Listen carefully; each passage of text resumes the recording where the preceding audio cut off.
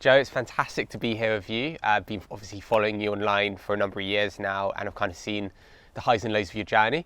Do you want to give a little bit of an introduction? So my name's Joe, and I have been on a very long and amazing journey with diabetes and binge eating, the two pillars that are very difficult to manage.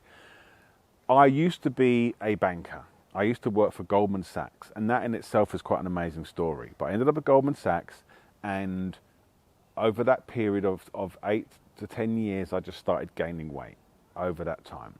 And at some point, it got to a level where I was diagnosed with diabetes. I was in my house, I felt very, very thirsty and delirious, and I didn't know what was going on. It was very late at night, 1 in the morning, so I went to a 24-hour pharmacy over in a place called Paddington, and I went there and they checked my blood sugar and it was about 800. So they immediately said, go to the hospital, which I did. Went to the hospital and they said, right, this is an emergency, because they take it quite seriously, and they put me on insulin and they gave me a hospital bed. And I knew nothing about diabetes at that point. And the first thing that happened was the next morning, someone came in and checked my blood sugar and it was high. Then another person came in who's the person who brings food, and they brought me toast and Weetabix, and they brought me just English breakfast stuff. And then the other person come and measured my blood sugar about an hour later and said it's very high and gave me insulin. And they did it again at lunch and again at dinner. And after about 3 days, I was like, this is nonsense. This is like, you're giving me food that's making my blood sugar go high, and then you're measuring it, and then you're injecting me with insulin. And I said to the lady at the time, and this is 20 years ago, things have improved, but I said, do you have a diabetic diet? And back then, they would say, no, there's no diabetic diet. You are diabetic, and we give you medication to solve it, which is very different today. So I checked myself out. 3 days of that, I just walked out of the hospital. They told me that I shouldn't go, and I said, I'm not staying here. And that began my inquiry into what this was. And it just took me a very, very, very long time to figure this out, because there wasn't much information then. And when I did figure things out, I couldn't do it because I had this binge eating affliction. So it was like, the way to solve this, I knew in my mind, the way to solve this was through diet. And what's the one thing I can't control, which is diet, right? So it's like, ride down the hill on this bicycle and you'll be free, but you've got a bicycle that when you turn this way, the wheel goes that way. So it was just such a conundrum. I guess the first question would be, what makes you uniquely positioned to provide this information? And I guess if you could just talk about your story a little bit, that would be great. In 1999, I got an ulcer, and I was working as a trader in Goldman Sachs. And I had a thing called H. pylori, which creates ulcer-like symptoms. And I'm sitting at my desk, and I'm at Goldman Sachs, and we had free food all day. They come in the morning, they give you a massive menu, you tick off whatever you want, they just bring you food. And because of this way this is, when I digest food, it hurts. When I eat, the pain stops. So I started gaining loads of weight because I'm eating to stop the pain of the last meal. So now I'm in this loop. I asked a friend of mine, she was an ex-partner, my first vegan girlfriend. And when I met her, she told me she was vegan. This is 10 years before or so. I said, where's that? I thought it was a place. I kid you not. So anyway, she said to me, go to Koh Samui and do a fast and a cleanse. I went there, and it's the whole story about some places that I tried, but I ended up at a place called the Dharma Healing Center with Hillary and Greg, who are old school raw fooders, been doing it 40 years in Koh Samui. And I walked in there and they said, do you know you're supposed to eat your food raw? And it just struck me as a truth.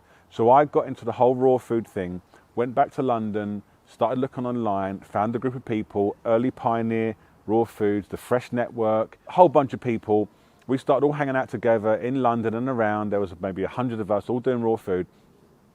And From there, I went on a journey where I went raw food, raw gourmet. I met Doug Graham. I hung out with him. I learned about fruitarian lifestyle. There were these two competing camps, David Wolf and raw food, Doug Graham and fruitarian, and they really didn't like each other. And I knew both of them.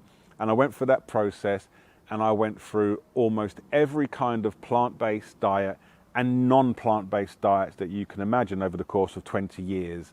So I've tried it all. I've tried it all deeply, intimately. I've also failed at it all, because that's also valuable information. And I've had times when I've been successful. So I know these diets inside out from my personal perspective. And what would you say caused your diabetes? Was it the high meat diet, or would you say it's part of a wider culture? For example, you're a banker, so you might be in like a high stress environment, which may have contributed. Yeah. So when it comes to diabetes, I've got a little bit of a different take to, it's not too different, but it's a little bit different, which is I don't consider diabetes to be a disease.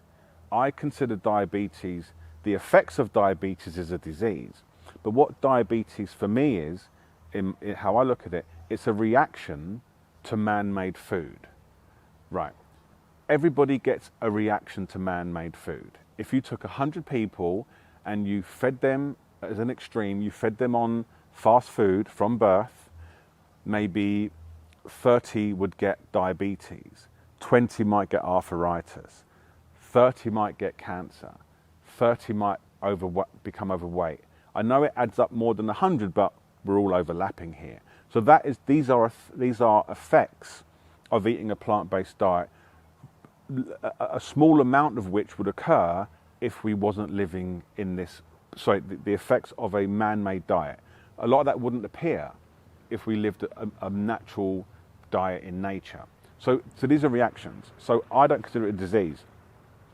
I'm one of the people where when I eat man-made food, my body reacts by becoming diabetic, producing the effect of diabetes. And that is how I think these things come about.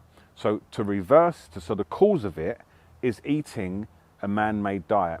But the animal fats are, I can't give you numbers, but I would say they're 10 times as more potent at causing diabetes than plant-based fats. I actually believe if you was born on a plant-based diet and you ate lots of plant-based fats, you would never become diabetic. But once you're diabetic from animal fats, trying to change the diabetes to have this mechanism go away, you've got to cut the plant-based fats as well. And once that's done for a while, you can bring them back. Is that clear? Because it can be quite confusing. But so would you say plant-based diet has saved your life, or are there any other factors? I would absolutely say the plant-based diet saved my life, because that is where the rubber meets the road, is that you're putting that food in your body. But there's so much more around it. And a lot of people come under a lot of pressure trying to adopt this diet, because one of the things we do as humans is we project onto everybody else our own experience. So if I find it easy, why don't you find it easy? But I have to say this was one of the hardest things that I've ever done. And for a while you start to feel quite embarrassed, like, why do I find it so easy? But when you look into the research behind it, you start to understand that people have different hormonal drivers, different, I won't use technical terms because I never remember them, but like your dopamine, serotonin, reward system, behavior, it's different for everybody. So to dial it down to your question, what really saved my life was me persistently finding a way to overcome extremely strong cravings in the face of people not understanding what's going on and thinking you're just being lazy or you don't care about animals or whatever it is. But it's a personal journey to be able to understand your own triggers, your own sense of desire for different foods, and working with that to be able to eat what you want to eat that you know will make you well. So true or false, you believe a low-fat vegan diet is great, but your main message, your main thing is to get people to shift from animal fat, animal protein to plant-based diet, right? The main thing, that's a very good way to put it concisely, because it's quite elaborate for me because I've been so close to it. The main cause of diabetes is combining animal fats with carbohydrates. Those two together are, I consider to be the SAD diet, and that will create diabetes. The simplest solution to try if you're new is to swap out all of the animal-based fats. But if you've been doing it for a long time and you've been diabetic for more than, say, 3 years, 2 years, you've got to go for a low-fat, plant-based diet for a while. But then once you've done that, a lot of people don't realize this, you can start bringing back the fats. And let's talk about where you are now. So you've successfully tackled this chronic illness. What does a typical breakfast, lunch and dinner look like for you at the moment? Right, okay. So my diet's quite fluid, and I think this is really helpful for people to do this, because if you become too rigid in your program, it starts to impact you emotionally and socially. So when I have control, and this is what I teach people who learn from me, when I have control of my space, so I'm back at home in Thailand in my house, I have a heavy above ground vegetable plant-based diet, meaning large bowls of steamed broccoli, cauliflower, greens, mushrooms, and things like this. And I'll add to that smaller amounts of plant-based proteins and then sauces. It's very simple. And I also eat fruits, right? But when I first started doing it, I had to get rid of the fruits as well and most of the fats. But that's what I tend to eat now. But I've come to the UK. I'm hanging out with my family. I'm hanging out with friends, and I've been going through quite an extensive gourmet feast, because England's become amazing for vegan food. Like, it's everywhere, and I've really enjoyed it, and my blood sugar's fine. If I carried on doing this, for me, the way my body reacts, like 6 months, I'd get into a lot of trouble, I think. Not a lot of trouble, but I'd probably start drifting a higher HbA1c.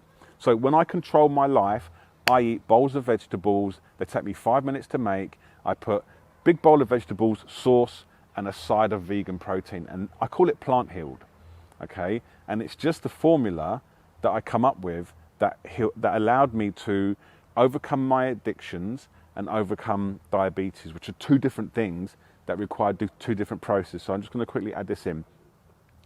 On the side of binge eating, which is what I suffered with, you want to increase your choice of foods to break these locks around limited extreme diets. To become diabetic free, you've got to move towards a very limited extreme diet if you're really diabetic, as I was. And these things combat. And so all the time that you knew me on YouTube, I'm swinging between these. I would go into one of these extreme vegan diets and my diabetes would improve, but then I would start getting lots of cravings. Then it would collapse and I would swing all the way back to much more rich foods. Then my diabetes would get worse and it was just boing, boing, boing. And I couldn't find a way out. And this plant healed process was a way out, because it was large amounts of food, which helps with the binge eating, but it's completely empty calories. And then I started making it really stimulative with lots of chili and peppers, which really helps with the satiation. And then a little bit of plant-based protein for entertainment. I know it sounds weird, but when you go vegan, there's no middle, right? With traditional diets, there's always a middle. Steak and chips, beef bourguignon, there's always the middle. When you go plant-based, you're like, well, where's the middle? So I always have a side that is protein, because it's just for fun. And then this was what worked, and it worked pretty quickly. And what do you say to people that say, it's hard to be vegan, but you can if you have loads of tempeh, loads of tofu, loads of these high protein foods? You're actually like, that's not necessary the whole time, but you dabble with those foods kind of like as a little bit of condiment and entertainment, right? I absolutely feel that the whole of the way in which nutrition has been examined scientifically through nutritions, there obviously is some value to this, but I'm not seeing anybody generally becoming unwell who have access to a small variety of plant-based foods. You do come across these afflictions in countries where people are starving, but no one in the West is becoming sick because they didn't have enough beans or they didn't have enough of anything really. It's mostly because of overconsumption. So I just think if you're not already unwell, then pretty much any plant-based diet that is whole foods is going to do you well. Even if you was to put some man-made foods in there, you'll be fine. It really is. The word I came up with to describe this concept is carbability, right? And it's a nice word because people have different levels of carbability. If I'm diabetic, my carbability is so small that I eat a potato and my carb stores, which is 500 grams, a pound, right? It's full. And I don't have the insulin, I have the insulin resistance. So once I've eaten a few potatoes and I've got the fat in the cells, I have very low carbability. So my blood sugar starts to go up, which is the overflow. An athlete, they can eat the carbohydrates, which is what we was doing when we was all in Thailand, eat as much as you can. That works if you're an athlete because your cells are clear, you've got low levels, you've got high insulin efficiency, so your carbability is massive. So my point is this, if you've got low carbability, you can't go in to these high carb diets and try and find a way out because you'll just be getting sick. And that's what happened to me. I started to burn out my pancreas trying to force in carbohydrates on the basis that as long as I cut the fat out, I'll get well. So it depends on the individual, and you'll know. And what I've noticed is that when I went onto this vegetable, which is it's a low carb diet in a way, with also low fat, so it's a bit of a trick. I'm eating big meals that throughout the day might be 2,000 calories, but I'm not thinking that because the body doesn't really register calories as much. And what would happen is my carbability would start increasing. And I'd think, oh, I really fancy a couple of dates. I'd eat them, nothing would happen. And I'm like, wow. But if I did it for a few days, it would start going up. And I thought, oh, this is how I improve my carbability. And that is what you need to do to not be diabetic. You need to get to the point where you've restored your ability to process carbohydrates, because that's the part that gets damaged, right? So the advice that we've heard over the last 20, 30 years from plant-based doctors, and certainly the last 10 years from a lot of the vegan community online, is you just need to carb up and you need to be really low fat.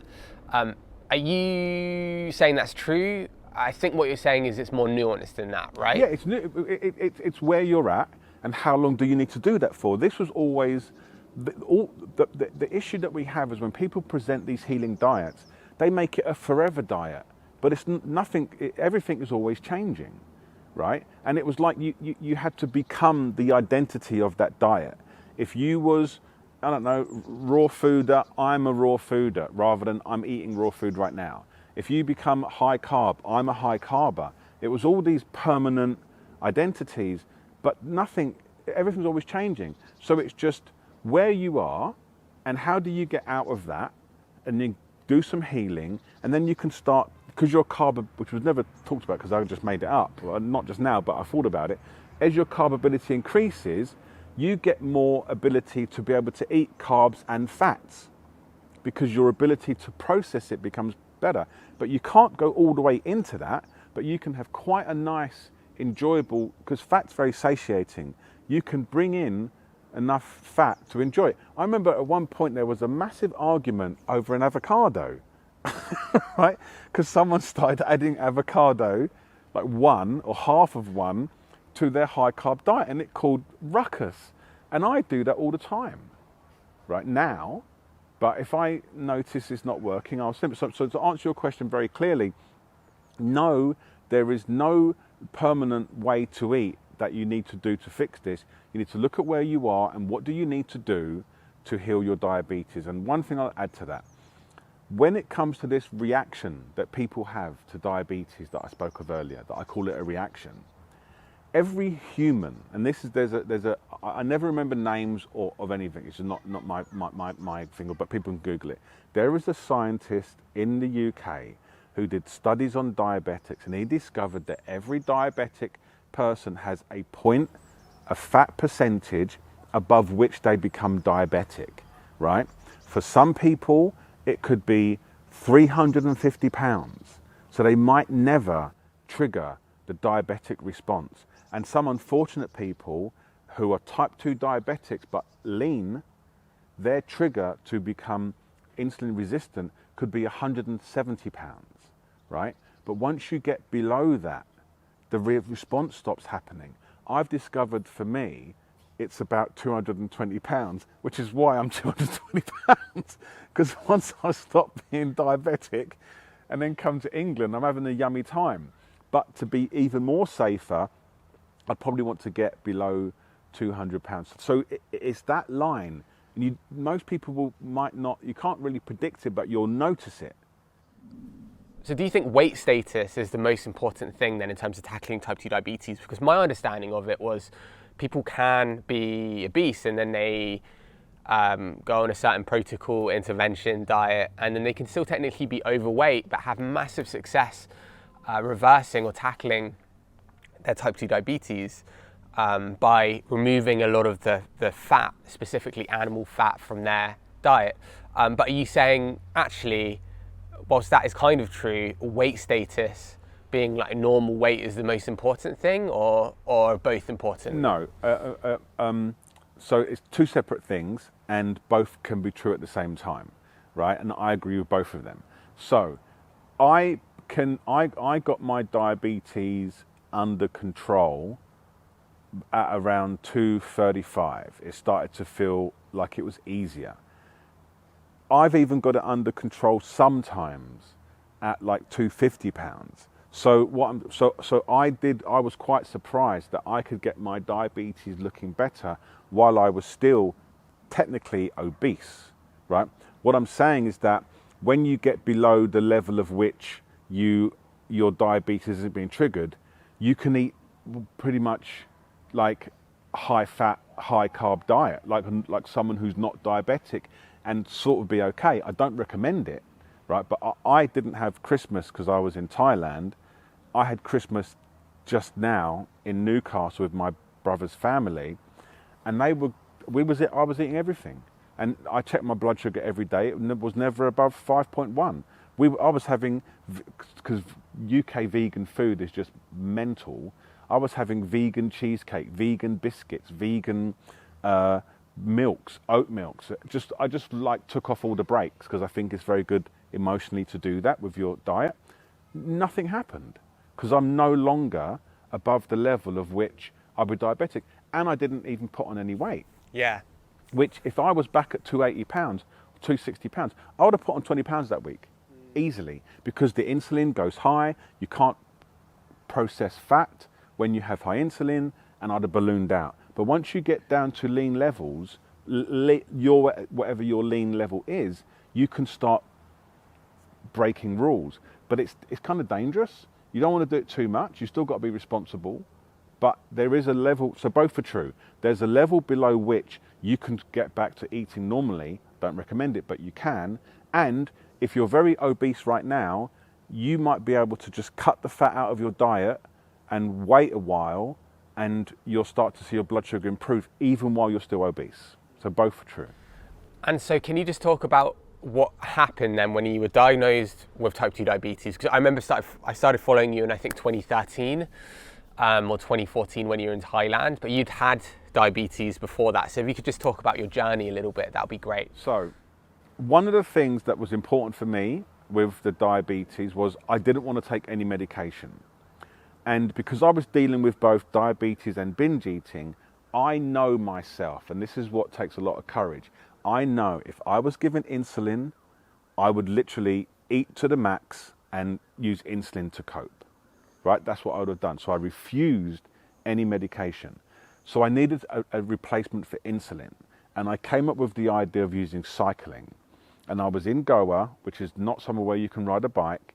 And I'd left England and I'd been traveling around the world trying to find a solution. I went USA, India, I went everywhere basically.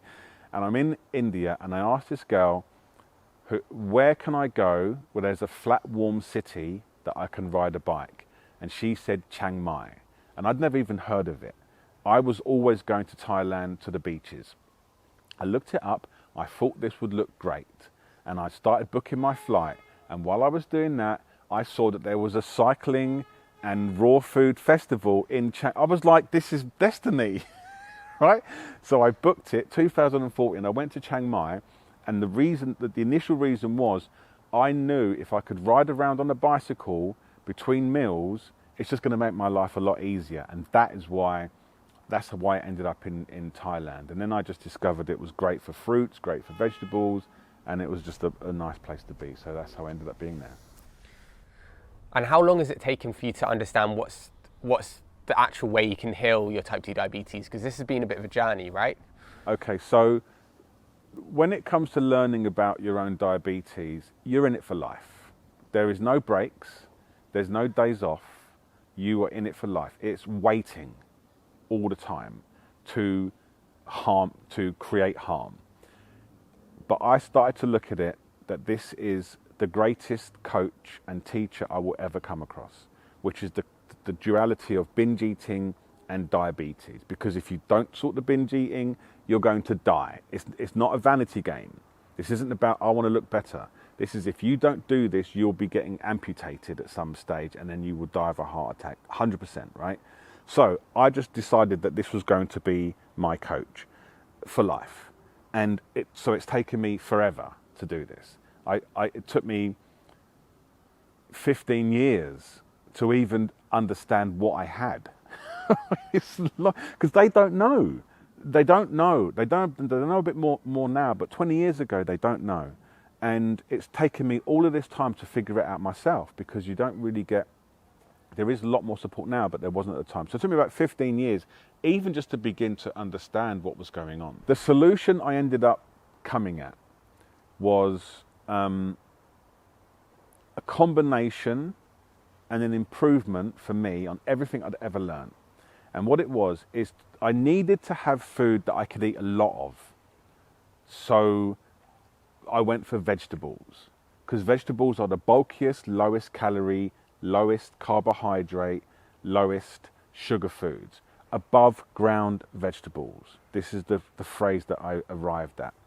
And then I needed something that would be stimulative, so that I could be not be bored with my food. So I started using lots of spices. So big vegetable bowls with spices that I could eat as much of, I could truly eat. Because a lot of people tell you you can't eat as much as what you want of fruit, but vegetables you can. And there was very big bowls. And then I wanted something that was entertaining. So I started adding very small amounts of plant-based protein that would be predominantly grilled. And then I would make a sauce. And I first started off with 5 or 6 bottles of brown mustard. And I just made mounds of this food, and I would cover it in mustard, and I would have this small bowl of plant-based protein on the side, and I would eat the whole thing with chopsticks. And that, over the course of 6 to 8 months, just eradicated, well, the blood sugar went down very quickly, but this one also took the weight with it. And that's how I solved this. And why is this taking so long? Because people watching this will be thinking, okay, he's talking about how he's been on this new intervention of like high vegetable, low fat, plant-based diet for the last 6, 9, 12 months. But they'll remember you from YouTube 8 or 9 years ago. I spent years trying to change. So there is an evolution that goes along with this, where you become better at managing yourself. So that is the fundamental basis of this. So you may not be at the level of self-control that you can overcome this right away, but you have to keep trying. And for me, I noticed my power to change kept increasing. But what really did it was when the whole thing that happened where we weren't allowed to go out or travel or all that stuff, I pretty much ignored it. I was living in Chiang-Mai, and I was going around on my bicycle doing my kind of thing. Some things were closed, but it didn't really impact me. And then one of my friends in England got very, very, very unwell, seriously unwell. And it made me take it seriously because I trust her information. And she said to me, if you are diabetic, if you are African descent, if you have low vitamin D, if you are obese, if you have a high CRP index, which is about heart health, you're in the high risk category of having a very bad outcome for that whole thing. And I was like, well, she's really smart, and I rate her. I researched it, got all my blood work done. My vitamin D was 17, which is really low. Like all the bad outcomes, low vitamin D. I was obese, I was overweight, diabetic. My HbA1c was about 8 at the time. And I came up with this word. I said, you know what? This whole thing has cost me so much in my life, my career, my relationships, my health. So what I did, I decided that I was going to become hug proof. I know it's really quite funny, right? So I'm in Chiang-Mai, and there was lots of issues around the world at that time. And one of them was to do with communities turning on each other. And that simultaneously happened in Chiang-Mai as I'd found this information out. So I was like, you know what, why don't I just do a year on my own? I quite like meditating. I'm into spirituality. My whole community has gone through some kind of kerfuffle, and I need to fix this to become hug proof. So I decided, I've got this big house that used to be a retreat center. It's now just me. So I did my own retreat. And the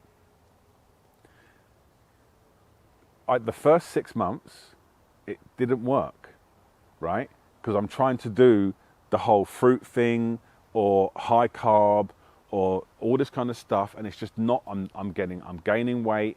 My blood sugar's not coming down because of the carbability issue, which basically means you can't. You try to get this food in, and you're reacting so much, it just doesn't work quick enough. So I thought, I don't know what to do. I'm trying everything. It's still not working. Then a really lovely raw food coach came into Chiang Mai. She said, hey, are you around? And I'd not seen anybody for 6 months. And I was like, you know what? I'll meet up. We met in the park, and I was telling her about how I'm struggling to do the diet that she teaches, which is, you know, what you see around the vegan communities, high carb, raw fruit, etc. And she said, what you've got to do is you've got to find someone that you can hire, and they can come to your house, and they can make your food, and they can give you a timetable, and they can do 3 meals a day, and like that. And I was like, oh, that's a really good idea. I can do that. I'll do that. And I went home, and I was like, you know what? If I need a babysitter to come and feed me this food, it can't be the right diet for me. It must. So I went 180 degrees. And in the past, I would have already followed that because I was committed to that way. And I thought, you know what? I'm going to throw everything out, and I'm going to start again. And I thought, right, I've got this ADHD thing which makes making food really hard, right? Because you're just not planned enough. So all of the raw food world was out for me because that requires planning, timing, lots of equipment, out. The fruit, right? If I eat it, I gain weight. I don't care what anyone says that you can't gain weight on fruit. If you're diabetic, you can, right? Because you cannot lose weight under high insulin. I said fruit's out. Right? So no raw food, gourmet stuff, no fruit. Right? What about some like normal vegan? Right, okay, I can do that, but it doesn't make me well as I was. And I thought, what do I really like? I like mustard. It sounds so basic. I like mustard. So mustard on the table. What is the most, how do I like to feel after my meals?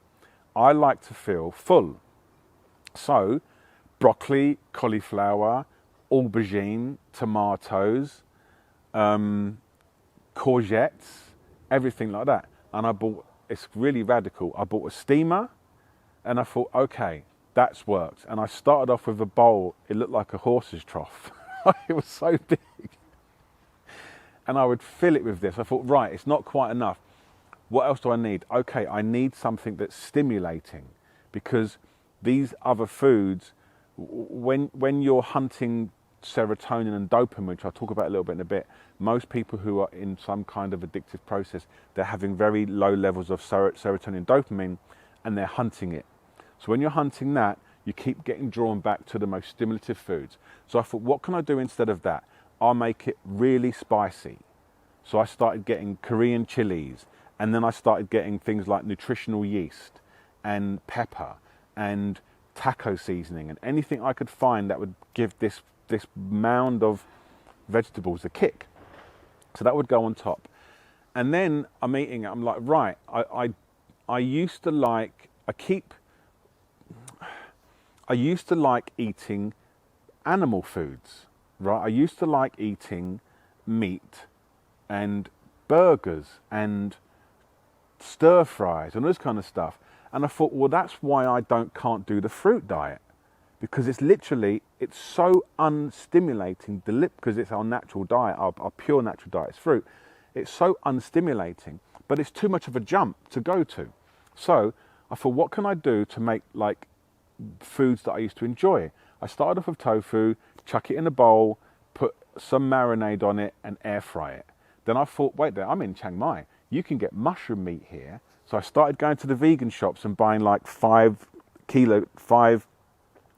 packets of 0.5 kilogram each mushroom meat, which is absolutely delicious. Yes, it's got soy sauce in it and a bit of salt, but that's not what's making me diabetic. So I started arming with those. Then I Googled and I found out how to make my own mushroom meat using, I can't remember the name of them, but these chunky mushrooms. So now I had a variety of these meat-like things, right? And it's not meat that I crave. It's the salty, hot, flavorful modules. I don't know what to call them, right? So now I've got this thing, which is a big bowl for stomach satiation, because it's big food. That's very low in calorie. Then I've got the stimulative sauces and chilies and stuff to give this serotonin satisfaction, right? And then I've got this entertainment, because it's entertainment, right? And of this meat-like thing. And the reason why I say it's entertainment, because that's what chimpanzees do, right? They live off a fruit-based diet, but they get together and they all get a bit excited and they hunt a monkey and it's not filling them up, and they all share it. It's an entertainment thing. Bad for the monkey, right? But that's what chimpanzees do.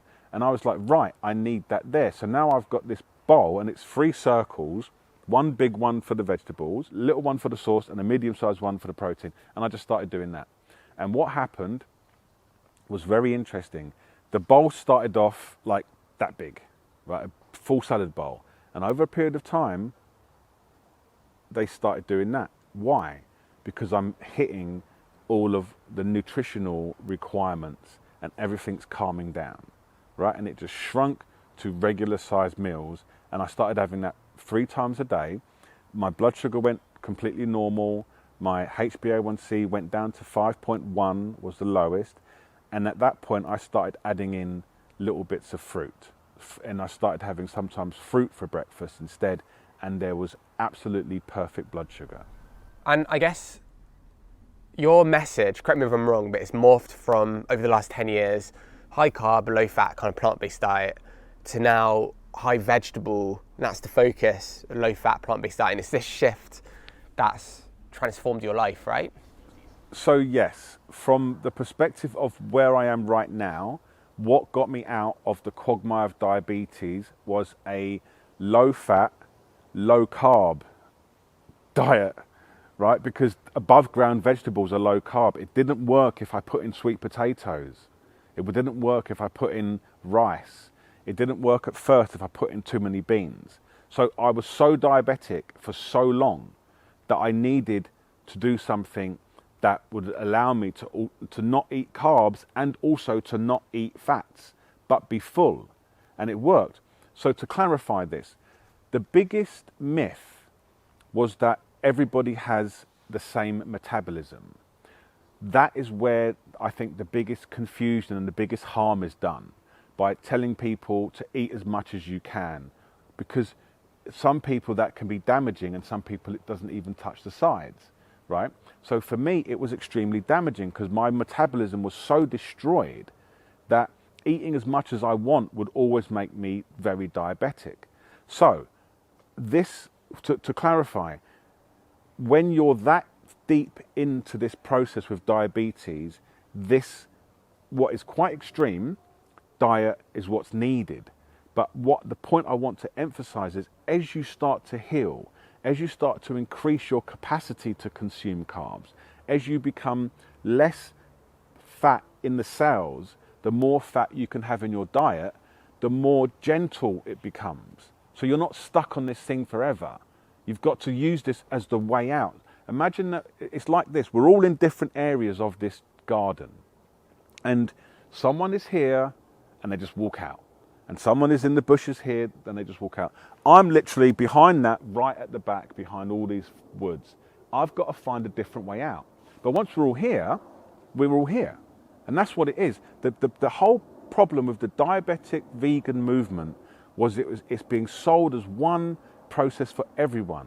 And it just doesn't work, right? It doesn't work. You've got to look at how diabetic are you? How responsive are you to the program you're being given? So some people, they go on fruits, they eat fruits, and the diabetes goes away, they're like magic. Or they crash on potatoes and they eat loads of rice and it goes away quite quickly. They might have only been diabetic 6 months or a year, but if you've been in this a long time, that's going to make you pass out, which is what used to happen to me. And do you think the mistake you made was you took a kind of vegan athlete diet and then tried to apply it to a type 2 diabetic? Yeah, absolutely. I think that, well, I'm going to rephrase it slightly differently. Everybody loves being told they can eat as much as they want, particularly a binge eater. That was so appealing to me, and I'm not the only one that's ever said this. And I'm sitting there in London, and I'm learning that I can eat as much as I want. And a lot of people put a lot of science behind it. You can never get fat eating carbs, right, and stuff like this. It's just not true. I actually went through this very funny experiment research where I looked at these plant-based diet gets rid of diabetes, and I love these people, but just be clear, Neil Bernard, plant-based diabetes plant-based diet gets rid of diabetes, McDougall. So I got their programs and I looked at the recipes and they were 1,700 calories for the day. So do you think the people that you were in Chang-Mai with, they took that message from plant-based doctors over the last 10, 20, 25 years and then misinterpreted it? So what happened is another athlete who's a good friend of mine, right? Doug Graham, right? Who came up with the 80-10-10. I knew him when he was writing his book. We used to hang out in Surrey at his place. And he was all about eat as much calories as you can. When I went to visit him, I was probably 320 pounds. And when I showed up, he said, I've been working out for 2 hours just so that we can work out together and it's kind of close. And I was like, wow, and he's amazing, right?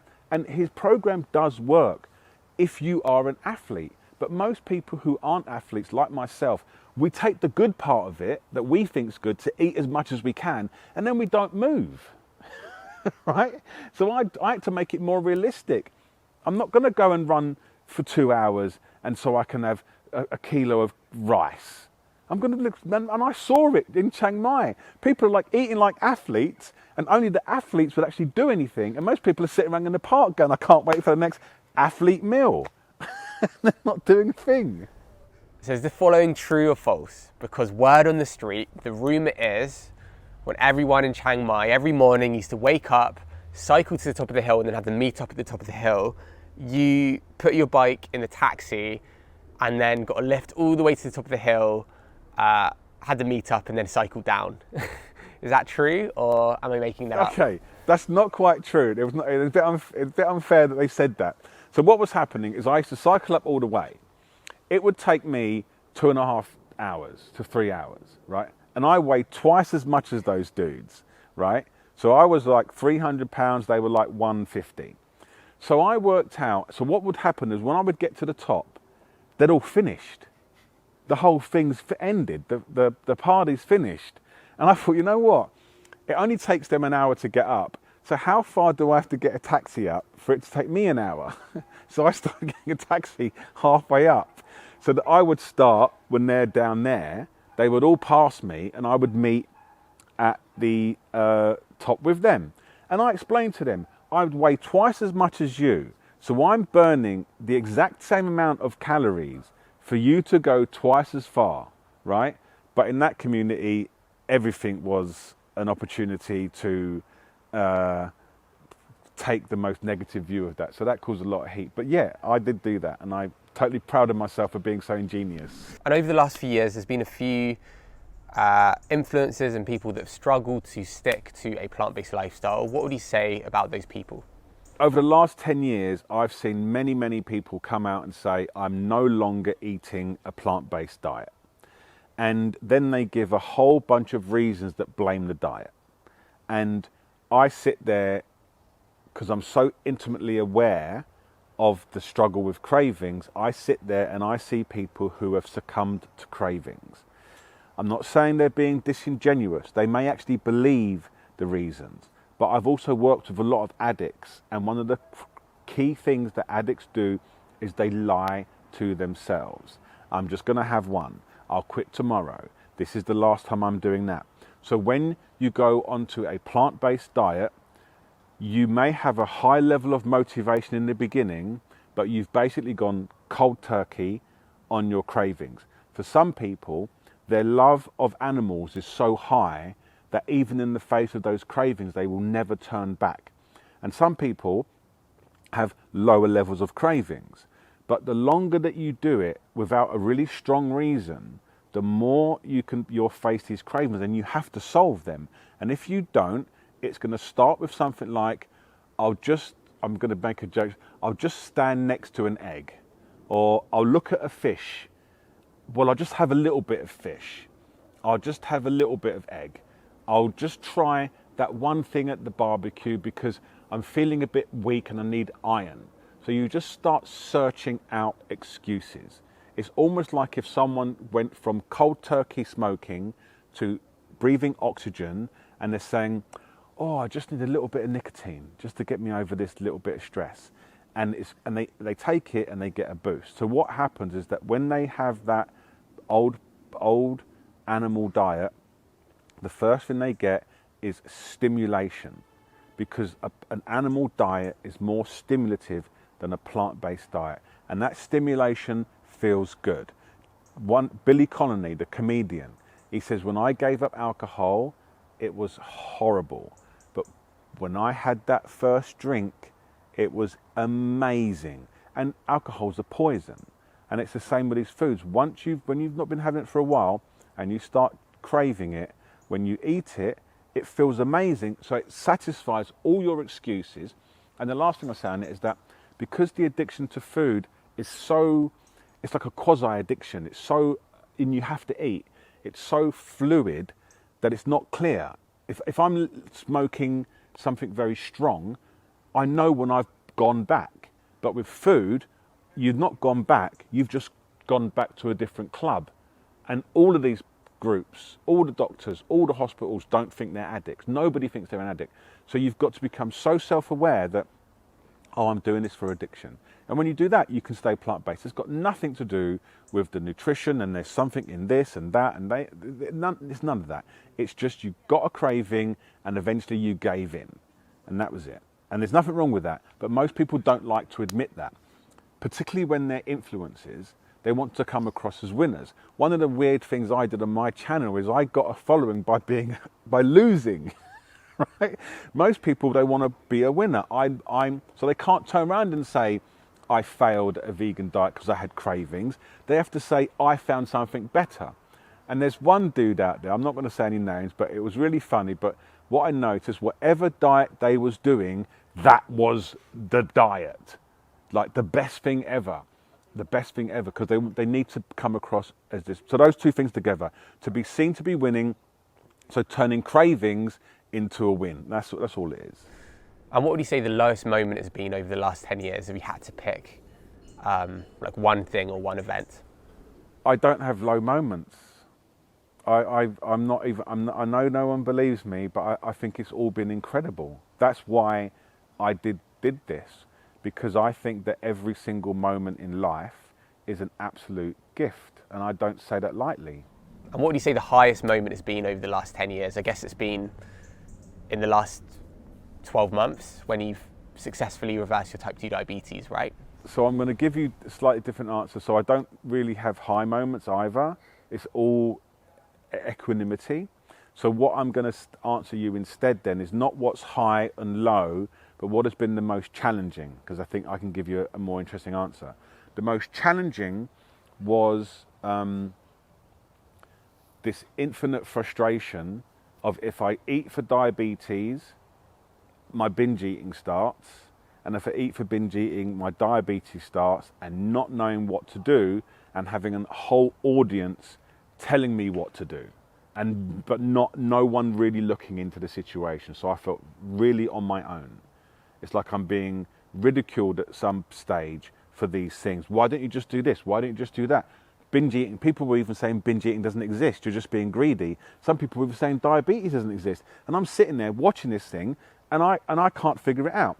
That was the most challenging thing to overcome. And that took for me to turn away and start to just enjoy being a diabetic person who binge eats, like find enjoyment in that path. So that's why I solved that.